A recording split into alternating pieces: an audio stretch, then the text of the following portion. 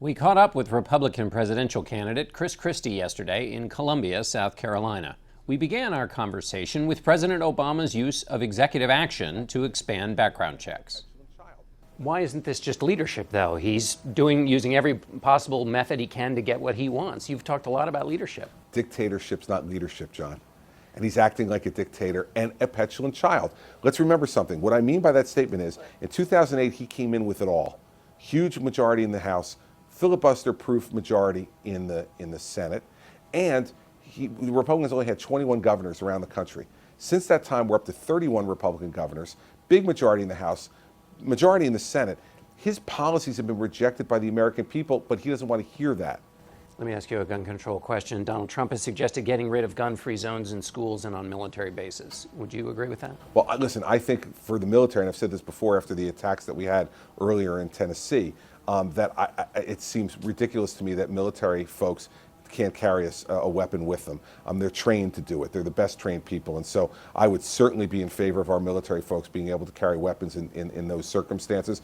And on the gun-free school zones, I think that's something that each state should be able to look at on its own. Let me talk about your record on assault weapons. When we last talked, you said that originally you wanted to keep an assault weapons ban, said those who wanted to get rid of it were crazy. You said since then you'd learned as a prosecutor, you'd evolved on that issue. In 2009, though, you were still a supporter of the assault weapons ban. That was after you'd been a prosecutor. No, what I said at the time was that I was not interested in debating or changing, because I knew I couldn't, New Jersey's gun laws with the Democratic legislature. If I had my choice, John, we would be a state where you could apply much more easily and receive much more easily a carry permit in our state. We're a may-issue state, not a shall-issue state. We should be a shall-issue state so people can defend themselves. When you were in that race with John Corzine in 2009, he said Christie stands with the NRA, and your campaign put out a fact check and called that a lie. And then your campaign said this: Chris Christie supports the assault weapons ban and all current gun laws. He opposes attempts to permit conceal and carry laws in New Jersey. Hardly the NRA position. So that seems different than where you are now. Yeah, it is. And again, John, you learn about these things over time.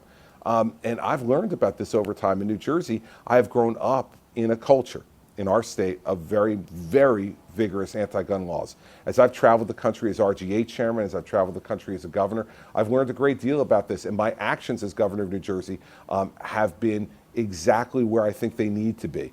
When these things involve public safety, I'm for public safety. But if there are laws that are just going to make legislators and governors feel better, they shouldn't be put into place and infringe Second Amendment rights. But so the evolution is more recent than just when you were a prosecutor? It's an evolution that's gone on over time. Absolutely, John. Would you say you stand with the NRA?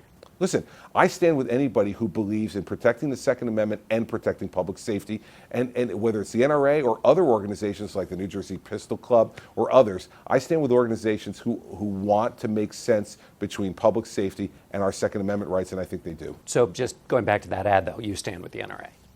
Well, I mean, listen, the fact is that if the NRA, I'm not on every issue, but on the issues, you can tick them down issue by issue, and I'll be able to answer them for you. But I'm not going to say I stand with anybody, any particular interest group, and give them a blank check. That's not what leadership is. You are a lawyer. You were a federal prosecutor. Is Ted Cruz legally eligible to be president in your view? It appears to me he is. You gave a speech this week saying that you understand voters are angry, but that it's time for them to pick a president, that they shouldn't just pick somebody out of anger. No, that's not what I said. What I said was, listen, anger alone is not a solution to our nation's problems. That we have to channel that anger into a place where we pick someone who can actually fix the problems that are making us angry. And so part of the bigger theme of that speech, John, was calling our Republican Party to our similarities and to stop emphasizing our differences, that we need to bring ourselves together in order to beat Hillary Clinton, because every time we divide ourselves, we make it easier for Hillary Clinton to defeat our Republican nominee next November. You said showtime is over, but you put on a pretty good show. Yeah, but game time is on now. And now's when you have to perform, right? Showtime is a time when everybody gets to judge you and look and you're prancing around the stage. Now it's game time.